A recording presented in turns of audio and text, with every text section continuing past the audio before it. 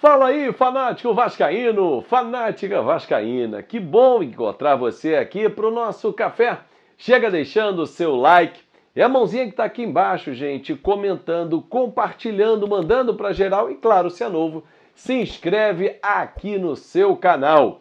Ingressos à venda para o jogo com o Fluminense no outro sábado, não é amanhã, daqui a 8 dias no Maracanã. Está gerando polêmica, a torcedor do Vasco está reclamando. Eu vou explicar por que a reclamação e se tem razão ou não. Preparação para o jogo com o Bahia, apresentação de reforços e mercado da bola. Cuéllar volta a ganhar força dentro do Vasco. Tudo isso e muito mais eu vou falar depois que eu rodar a vinheta. Não sai daí que o papo é super rápido.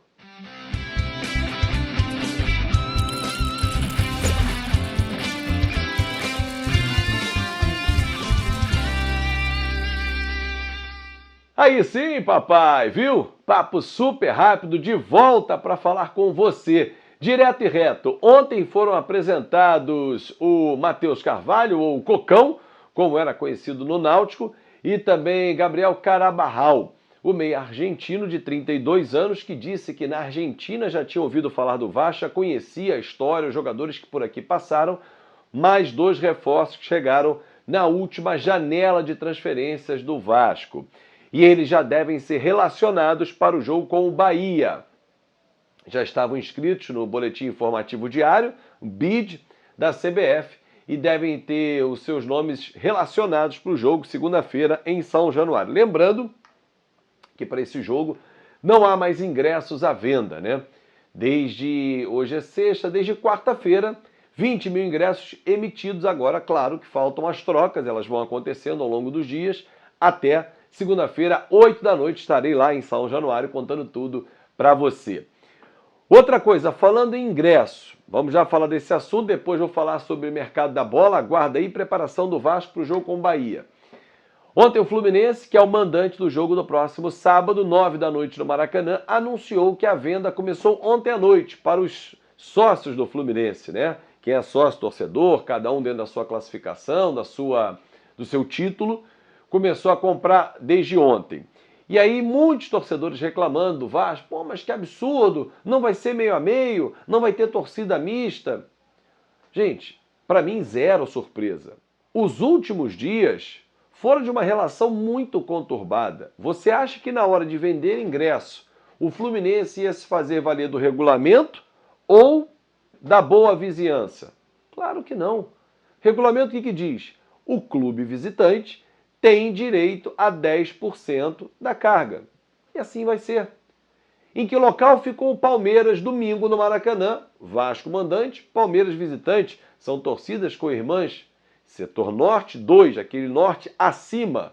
Quem está de frente para o campo pela cabine de rádio e televisão, à esquerda, na parte superior e bem à esquerda, ali na direção da bandeirinha de córner. E é isso. Todo visitante fica ali. Claro que nos clássicos, numa boa relação entre as direções, acontece o meio a meio, pelo menos nos setores mistos, né? Norte para o Vasco, nesse caso, porque o Fluminense sempre tem ficado no sul, depois que passou a administrar o Maracanã, e os setores mistos, não. Aos amigos tudo, e aos que são inimigos, o rigor da lei. Para mim, zero surpresa. Na volta, o Vasco jogando no Maracanã faz igual, ponto final. Não há nenhuma irregularidade nisso, não há nenhuma ilegalidade, imoralidade, nada disso. Para mim, um zero de surpresa o que a direção do Fluminense optou em fazer. Isso já era esperado.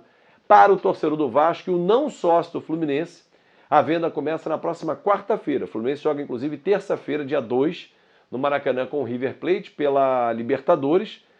Na quarta começa a venda para o não sócio do Fluminense e sócio do Vasco, né? Os torcedores do Vasco, que vão ficar, repito, setor norte acima, só aquela parte de cima, aquela parte de baixo fica isolada, como todo visitante fica. 120 a inteira, 60 a meia entrada. Para mim, um zero de surpresa. Bom, mercado da bola. Ontem foi quinta. Quarta-feira, eu fiz um short na hora do almoço ali, falando sobre o Cuéllar. O Al Hilal já sinalizou que o volante colombiano não vai ficar por lá. contrato não será renovado, o clube está passando por um problema financeiro e algumas negociações irão acontecer ou não renovações, que é o caso do Cuéllar, que foi destaque do time no Mundial de Clubes, por exemplo, quando o Al Hilal, inclusive, eliminou o Flamengo. Ele que jogou aqui no Brasil pelo Flamengo. É muito bom jogador, jogador de seleção, jogador experiente, do porte, do tamanho que o Vasco precisa. Ah, mas Rodrigo não é bom jogador? É bom jogador, tem um futuro muito bom pela frente. E acho que deveria, e o próprio Maldonado, que hoje é assistente do Barbieri, deveria até pegar o Rodrigo, insistir nesse trabalho com ele, porque foi da posição dele ali, para tirar umas deficiências que o Rodrigo tem. O Rodrigo, por exemplo, tem uma deficiência no passe. Trabalha ele. Trabalha, dá para aprender, é jovem. Dá para ele aprender. E aí ele vai evoluir. Só que esse ano, se você arriscar deixar o Rodrigo como titular e ele falhar, porque vai acontecer, a falha é do ser humano, mas o mais jovem, além de falhar, ele pode oscilar, porque tem isso, joga 2, 3 jogos bem, depois joga 2, 3 mal. Normal, o mais veterano é mais difícil oscilar, quando pega uma má fase, mas normal, fazer um jogo de regular para bom, né? Quando o cara tem técnica.